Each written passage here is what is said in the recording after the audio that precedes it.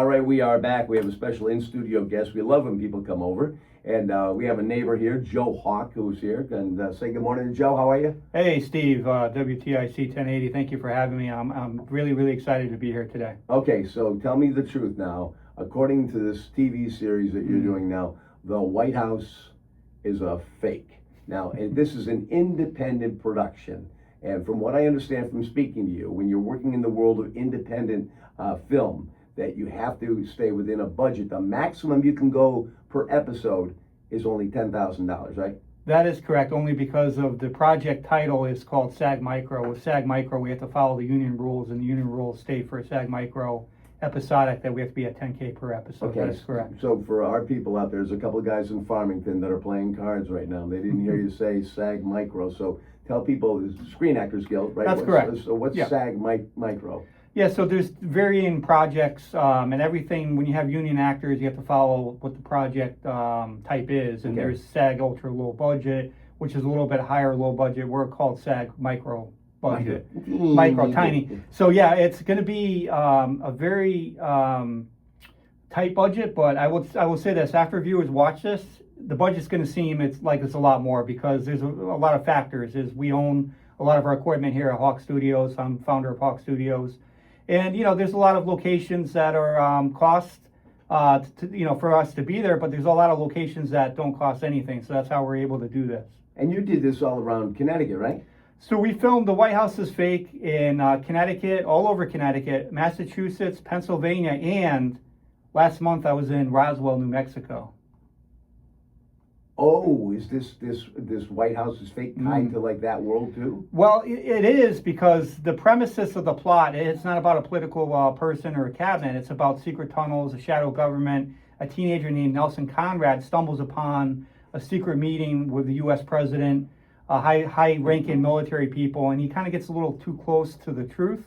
And these secret tunnels lead to certain states. So think of it as I'm in Connecticut. Well, the story takes place in Alexandria, Virginia.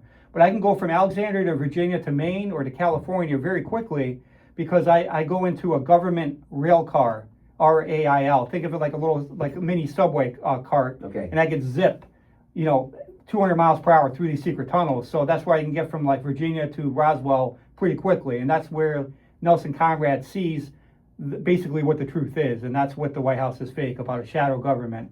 Okay, now I also looked at something about they use the missile silos somehow out there, or what? Yeah, I will. So the location we used in Roswell, New Mexico, was a decommissioned missile silo from the 60s, 70s. It was a USAF Air Force base, and it's decommissioned, privately owned now. The plot brought us there because it is privately owned now, and there's a nice utility tunnel they have underground, and this missile silo that we used for part of the movie. So that's the only correlation between the movie is we use the utility tunnel and some staircases, because we want to have the illusion that these individuals are going through tunnels and secret passageways. In Roswell, New Mexico, we also had some exterior shots in the desert.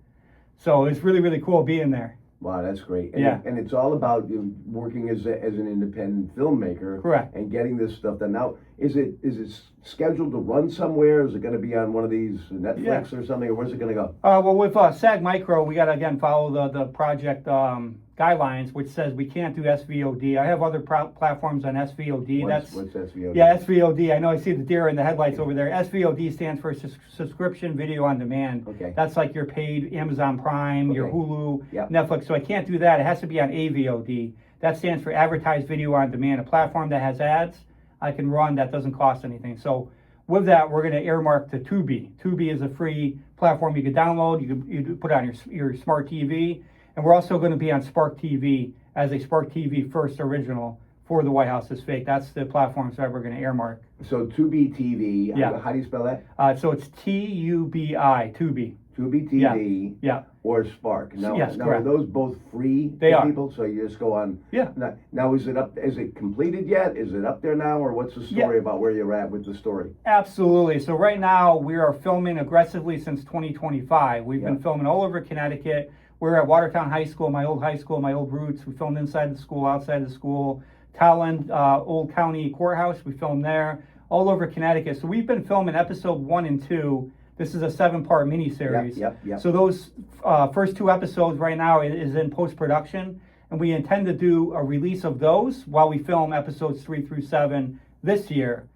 But every episode, Steve, ends. You ever watch like your favorite TV show? Oh yeah. But it ends in a cliffhanger moment where you're like, wow, what's going to happen next? Yep. Every episode ends like that, and it segues into the new one. So am I going to be able to binge?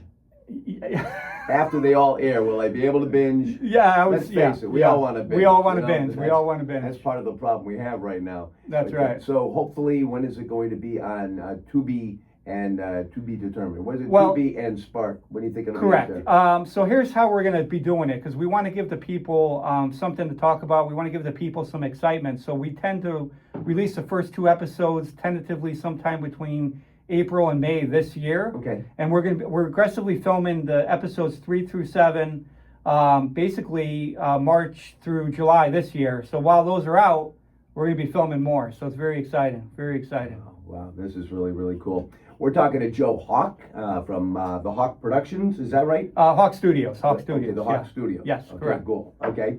And if you want to find out more about him, he's on Facebook. You can go to the website. You can just about anywhere. So we're going to take a quick break. Sure. And then we'll talk about maybe there's some of our listeners out there that might want to get involved with the production. Maybe there's some people that want to, maybe there's some people out there that want to invest in it. You never know. Yeah. The Tooth Fairy could be out there. Tooth Fairy listens sometimes during the week, but not so much on the weekends. Well, the Easter Bunny too. He's right around the corner. He might be listening. Yeah, but the Tooth Fairy is a little bit more conservative. Oh, yeah, so that's that's Monday true. through Friday, political stuff. All right, we're going to take a break, and we'll be back with more talking to Joe Hawk on WTIC News Talk, because there's nothing like being independent.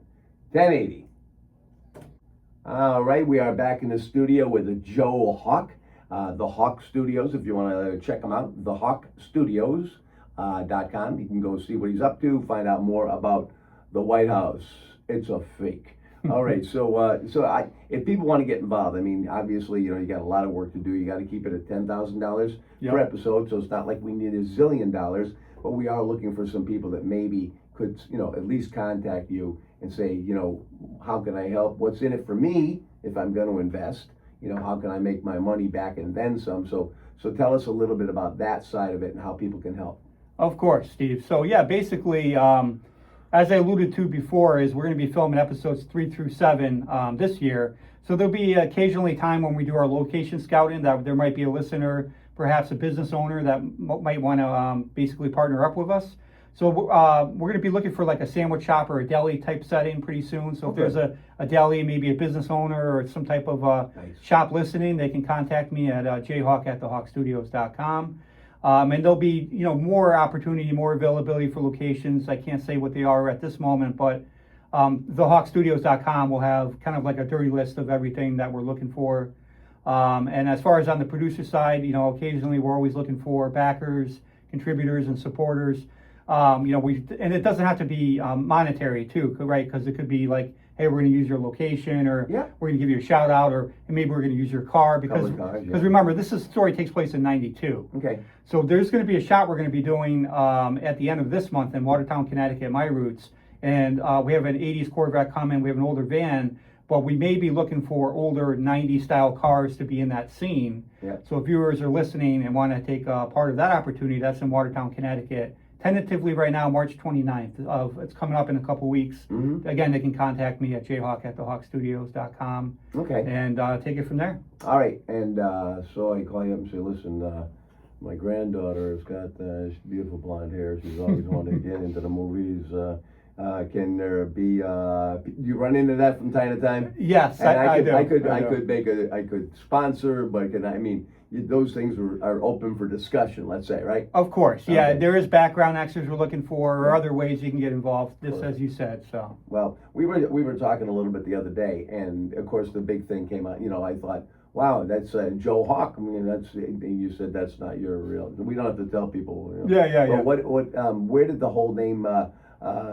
Joe Hawk or the Hawk Studios come together? What was it? Yeah, I'll give you a kind of a Reader's Digest version, a speedy version of this. So basically what had happened is my father, Stephen, he was my music composer for many years. I started this journey in 2017 as far as video production. And Me and him, we would work together on music compositions, certain scenes, our dailies, we would review them. But something happened, I'll never forget the date. It was July 8th of 2022. I had another premiere in Woonsocket, Rhode Island, and he has a condition where he can't walk too well. He's got neurology, with his nerves and stuff, so he can't walk. And I knew he would be home cheering me on from afar. The next day, I got a call from my mom. She said, "Joe, you're not going to believe this, but it's your father. Dad passed away last night." The very next day. So here I am on my high point in my life, and then my very low was the next day. So here's where it gets very interesting. Is maybe couple days later, I was leaving the house, very dark, 5 a.m., kind of like how I came today, right? Yep. So very dark, and I saw something in a tree looking at me, about 4 or 5 feet in the tree. I thought it was like an owl. I got closer, it was a hawk.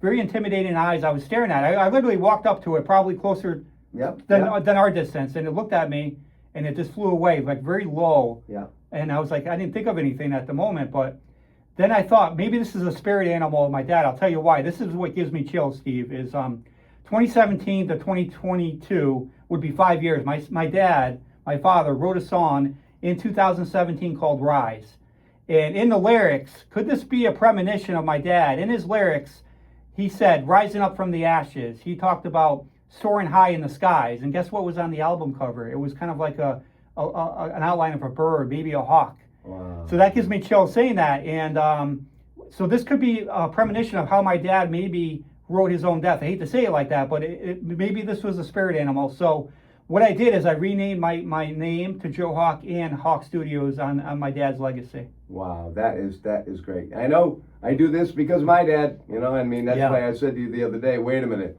it's our fathers that, kind of, guide us. Of course. Mine still does too. The signs, you have to have your antenna up because sometimes you go, there are no coincidences. No. We've heard them referred to as God winks. That's there's right. certain things that have me go, wait a minute, and I always, when I do this, this is, my dad was always about, he spent his whole, his after he got out of the Navy in World War II, it was all radio. Of course. It was across the street at WDRC back then, and this was a situation that, I kind of grew up at his knee doing that. Yes. And then this opportunity came along here. So he passed, actually today, it would be 33 years ago. Wow. Amazing. But for you to show up with that story, and this is his birthday. I mean, this is the day that he passed. Right. Wow. It is. No coincidences at all. So if you would like to find out more about the Hawk Studios, go to thehawkstudios.com. And if you would like to maybe get involved with investing or have something you'd like to lend them, a car or a location to shoot at, all you have to do is go to your email address, which is? My email is jhawk@thehawkstudios.com. And I will say quickly, being we're on the radio, my father was an old former ham operator, WA1PDF. So in the heavens, all the listeners around the world, WA1PDF, he's here, he's listening. Oh, I tell you, isn't it amazing? All right. Joe, you're terrific. Thank you. Thanks a lot for bringing your crew. Of course, all these people, this is when we, Yes. They're banging on the door, they're everywhere, Steve. We got to hold them back for a little while. I've had a crew with me for years. And I mean, even, it's like, people say, oh yeah, well, the guy over there with the camera, it gets people really, really confused. But that's why we always love radio. It's a good, safe place for people to hang out here. All right, I can't believe it. I mean, you went through all that, and of course the costume, with the feathers, you're looking really good. I try. You're terrific.